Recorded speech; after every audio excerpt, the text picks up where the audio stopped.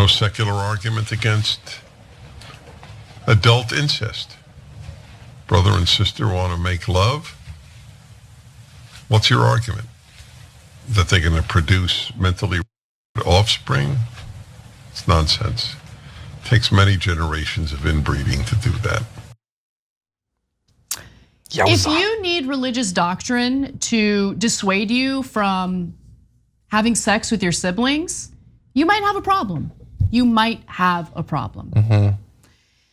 Now, is incest that bad? It seemed like that's the question Dennis Prager was debating on his radio show. You should have him back on to debate that. I mean, the guy, by the way, after the debate, literally the next day he was complaining about me on his radio show. And one of our neighbors who listens to him, unfortunately, was like, Dennis Prager's saying mean things about you on his radio show. I'm like, yeah, he should. I crushed him. Yeah. But anyway, I just, before we even comment, let's just give him a chance. Maybe there's a redeeming moment in this argument. Who knows? Let's watch.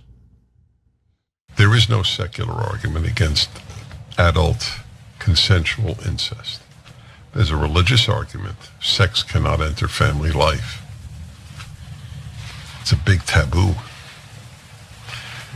See, people think that we could live without the greatest source of wisdom and morality in the history of the world, the Bible. That's what they think. Even some secular conservatives think that. They don't realize they're living on the fumes of the Judeo-Christian value system. But if you ultimately extract those flowers from the soil that nurtured them, those flowers will wither and die. John, we're both atheists. Yes, notably. And we understand fully how wrong incest is. And we don't need a religious doctrine to explain it to us, to dissuade us from engaging in it. What is wrong with these people? Well, I think that we were born broken. We weren't born and raised in the normal way, where you are filled with a burning lust for your family members that only Judeo-Christian values can briefly stop you from acting on, I guess. We're just messed up and we just, we're attracted to other people that aren't in our family we didn't grow up with, I guess. By the way, can we just briefly note, the fact that he's making the argument is the greatest indication that maybe, in his case, Judaism or Christianity or whatever is the only thing that would stop these people from engaging in incest. But also, you'll notice that in his hypothetical, he was gonna say something about the sexual joining of brother and sister. And there are many ways you can refer to two people engaging in intercourse. He chose if a brother and sister make love.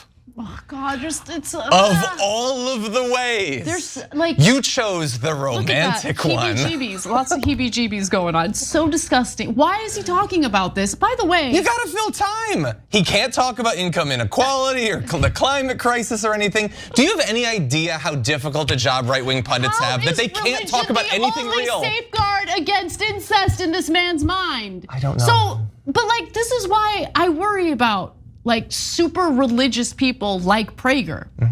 So are you telling me that you have like thoughts of incest and you just remember the religious doctrine? You're like, oh yeah, that's wrong. It's wrong. Or he thinks that, I think that that's a fair read of what he said, but let's extend him an olive branch that he doesn't deserve.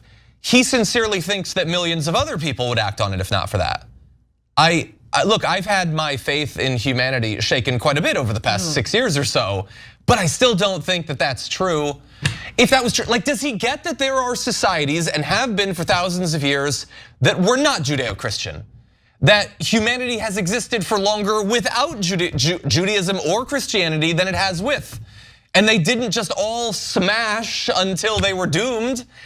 There are generally secular societies. Yeah. I'm an atheist. I don't believe in any of that stuff, and I still don't want to kill or rape or generally steal or any of this stuff. It is not necessary. I don't need religious doctrine to keep my behavior under control.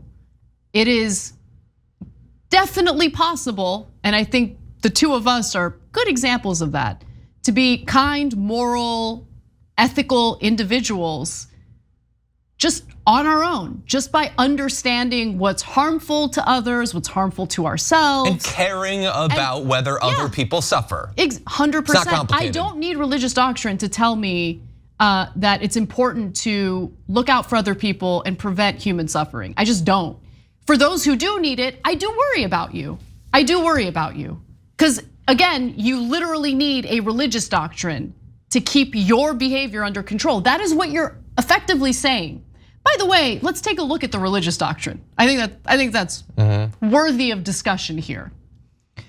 So here's an acknowledgement. This incest actually is an issue touched upon in the Bible. Incest was clearly condoned in the Bible from the jump. Adam and Eve procreated. Yep. Adam and Eve's children also married their close relatives by necessity without it being considered incest. You do gloss over that. They do. Cain was married to either his sister or his niece. Sarah was Abraham's half-sister. Abraham's brother, Nahor, married his niece, Milcah. Sounds like there's a lot of incest going on. Seems like, based on the Bible, the whole existence of humanity was reliant on brother and sister getting it on. But that's Old Testament. I guess that doesn't count. Okay, yeah. I suppose. Interesting how religious people like to cherry pick parts of their religious doctrine, right? Yeah, fascinating. Anyway, later God tightened the incest standards when he gave the law to Moses because the kids of those folks weren't genetically pure. And look, Well, I guess everything had to start from just the couple of people that were on the ark at that point. Yeah. So there was a lot of sibling smashing going on at that point. Yeah. Anyway, Prager has more thoughts on this, unfortunately. I don't know, should we torture the audience with more of this? Is he gonna talk about making love again? Maybe, let's Then watch. I don't know if we should risk it. Either the Bible's right or the left is right. They can't both be right. That's why you can't be a serious Jew or Christian and be a leftist. You can be a liberal, you can be a conservative, but you can't be a leftist. Just on this issue alone. You just would have to say the Bible's wrong and you're right. I like that he is apparently capable of distinguishing between leftists and liberals. That's novel. Most of the media don't choose to do that. I'm sure that the differentiation for him is absolute madness, but that's good. No, like of all of the things that should ensure that you understand that it's the Bible we should go with, it's their stance on incest, which everyone basically agrees you should not do. That's the thing that should convince you. Is it possible that the Bible, which at the end of the day, again, remember, was written by men, could be flawed or wrong? It could be divinely inspired. It's not. It isn't, but it could be. And that it was translated don't need religious multiple doctrine times to control their behavior. They're the ones who are wrong. They're actually the most dangerous people in society. Yeah, Yep. I don't think you're gonna win over a lot of converts to Judeo-Christian. By the way, I gotta be honest. I've never explored, like, let me just be careful with how I phrase this. Like, Especially considering the topic. I never even think about incest. Like, it never even crosses my mind. All I know is the thought of that disgusts me beyond belief. It just does. It disgusts me. Okay, I find it repulsive, disgusting. I never think about it.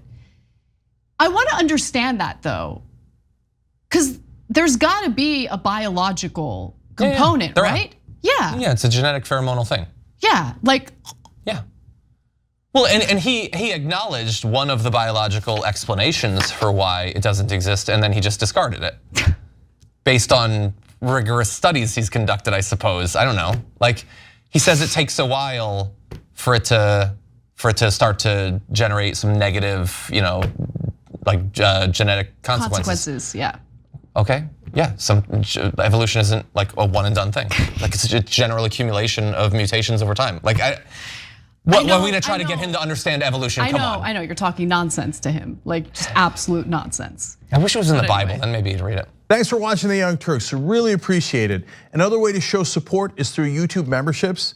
You'll get to interact with us more. There's live chat emojis, badges.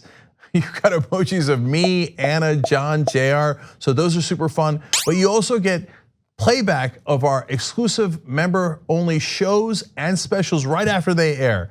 So all of that, all you gotta do is click that join button right underneath the video. Thank you.